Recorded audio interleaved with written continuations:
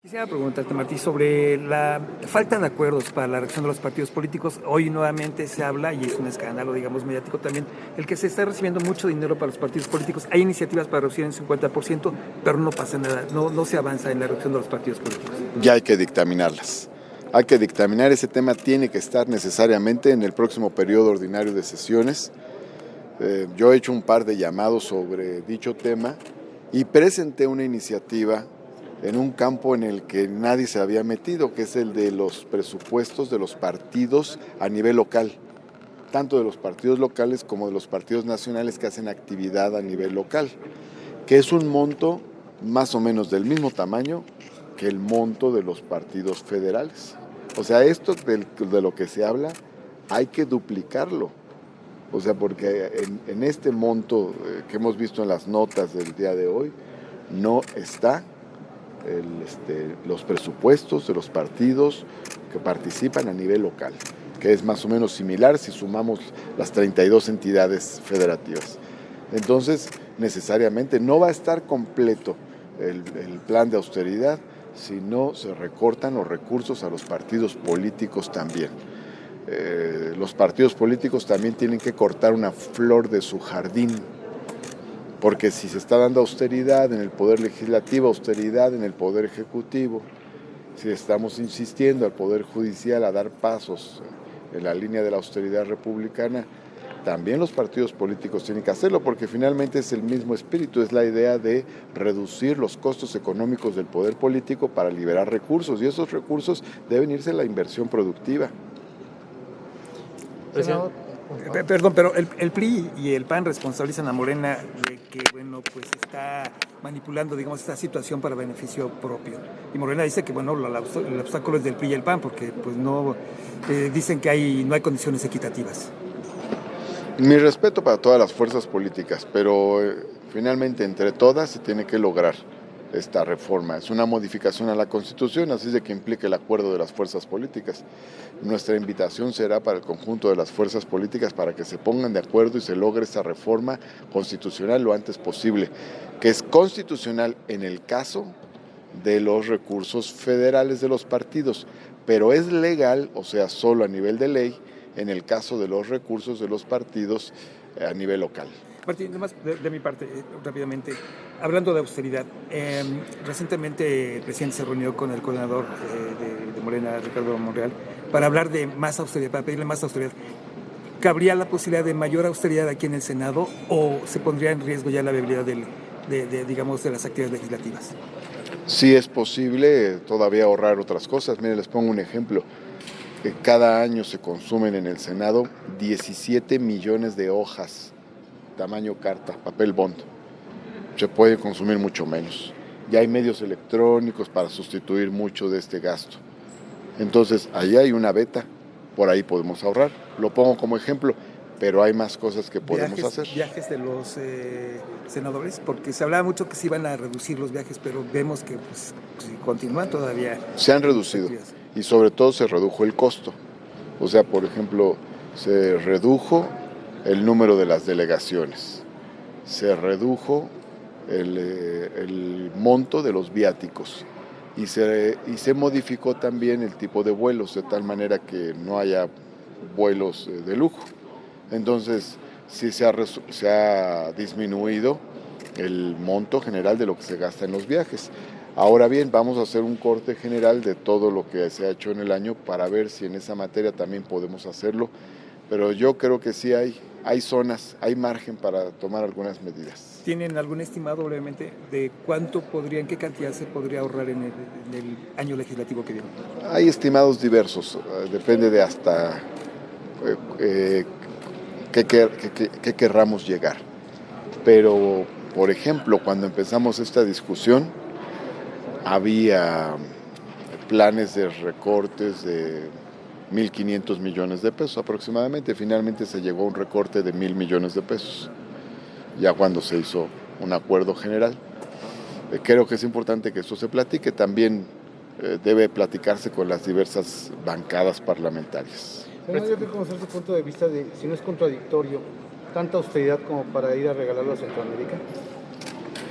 No, son cosas distintas. Incluso los recursos que se han planteado como esquema de colaboración y cooperación con Centroamérica ya están incluso programados y planeados con años de antelación. No es a partir de ahora solamente, Precisamente. pero forma parte de un esquema general en el que estamos planteando que se involucren Estados Unidos de América, además de México y los países centroamericanos, para que haya mayor inversión centroamericana. La migración no se va a poder detener solo con medidas de fuerza. Eso es lo que nosotros decimos hacia el norte. Por lo tanto, tenemos que ser congruentes hacia el sur. De igual manera, nosotros no vamos a poder detener la migración centroamericana que viene hacia nuestro país con puras medidas de fuerza. Se necesitan elementos que puedan incentivar la permanencia de las familias, de las personas que migran en sus países de origen. Entonces, es un esquema de desarrollo que es conveniente para México, porque a final de cuentas nosotros tenemos que hacer el balance. ¿En qué se gasta más? En todas las medidas de fuerza para tratar de contener la migración y luego las medidas que de todas maneras se tienen que tomar por la migración que en cualquier caso sucede, o un esquema de cooperación que es mucho más humanitario con los países de donde procede, de donde es origen esta migración. Creo que a final de cuentas se gasta menos en la segunda opción, en la cooperación para el desarrollo, y es una opción mucho más social, mucho más humanitaria. Buenas tardes. Preguntarle dos temas. El primero, ¿cómo va el tema de la reelección para la mesa directiva? Sabemos que hay un grupo importante de legisladoras que están impulsando a una mujer para que sea la presidenta. ¿Usted cómo ha ido cabildeando esto? Y la segunda pregunta, tengo entendido que la Comisión Nacional de los Derechos Humanos tiene un punto de acuerdo o solicitó a esta Cámara que se cita a comparecer a los secretarios que ignoraron la recomendación por parte del tema de las instancias infantiles. Preguntarle qué va a suceder ahí. Muchas gracias. Sobre el segundo asunto, se recibió la solicitud de la Comisión Nacional de Derechos Humanos y se turnó a la primera comisión. La primera comisión tendrá que elaborar un dictamen. Lo que dice la Constitución es que en el caso de que la Comisión Nacional de Derechos Humanos demande una comparecencia para conocer más los motivos por los cuales fue rechazada una recomendación, el Senado podrá citar a comparecer a los servidores públicos de que se trate.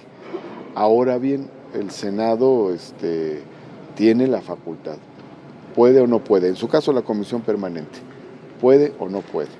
Es decir, eso ya lo determinará la propia comisión, es la que va a decidir si se va a citar o no a los funcionarios o no.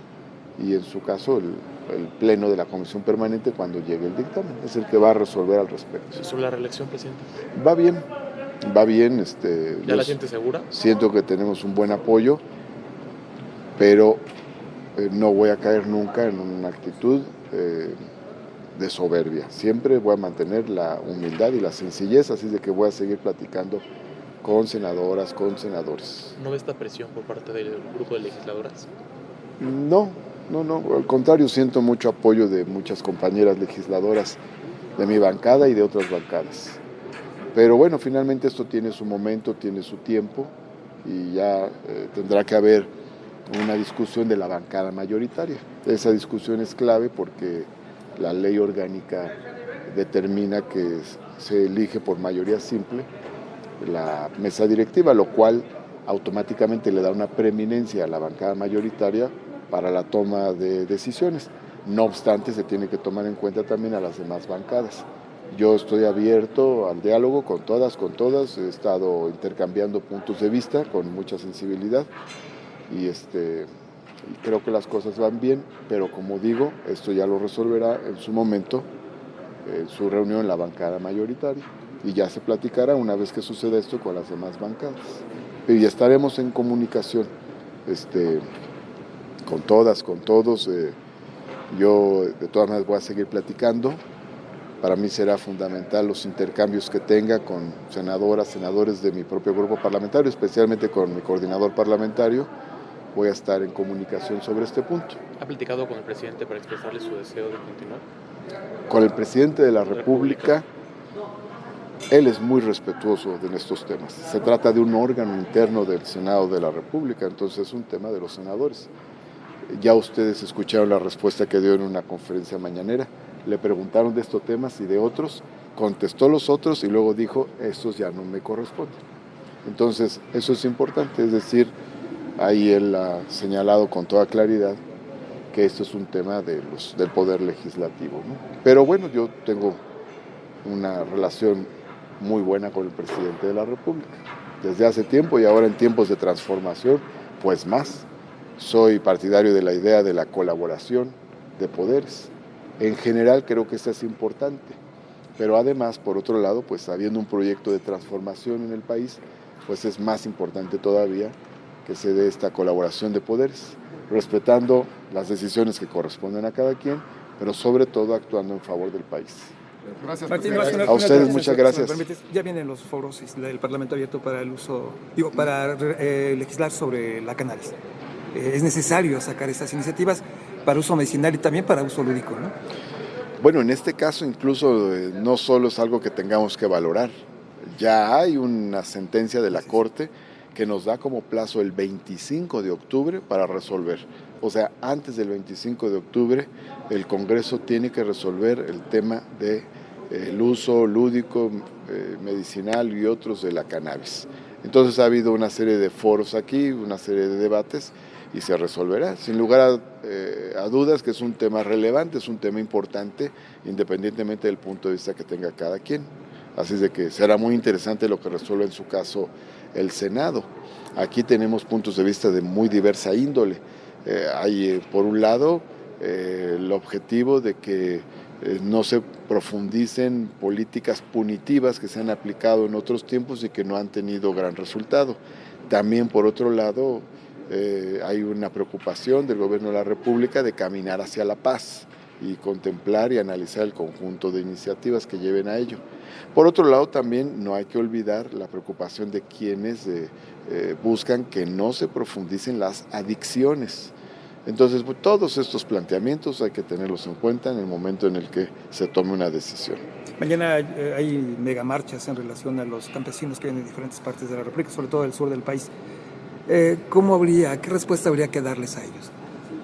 Bueno, seguramente las autoridades que tienen que ver con estos temas, Agarpa y otras autoridades, pues van a estar atentas para ver de qué tipo de planteamientos hay. Y ellos con mayor conocimiento podrán determinar en qué puntos el gobierno puede responder satisfactoriamente a sus demandas y en cuáles es más complicado. Pero sí hace falta mayor apoyo al campo. Hace falta mayor apoyo al campo, siempre, por supuesto. El campo ha estado muy abandonado. O sea, la proporción de la inversión en el campo es muy pequeña. En el caso de la inversión pública puede ser que no llegue ni al 1% ya viendo el total de la inversión que hay en un país, en este caso de nuestro país. Ahora bien, el gobierno de la República está echando a andar varias iniciativas importantes para el campo. Una de ellas es el apoyo directo a productores, otra de ellas es el tema de los precios de garantía, otra más tiene que ver con la idea de que los apoyos y estímulos para la producción lleguen directamente a los campesinos, iniciativas que ya existían desde antes o programas que existían, pero se está buscando que lleguen directamente sin intermediarios a los campesinos para que no se queden en el camino. Luego están los programas estos de sembrando, bueno, no me acuerdo del nombre, pero estos programas de sembrar árboles maderables, árboles frutales, en fin, para poder regenerar la tierra en muy diversos lugares. Entonces, claro que el campo tiene que ser atendido, pero por fortuna ya hay varias iniciativas que están caminando. Gracias, presidente. Gracias a ustedes.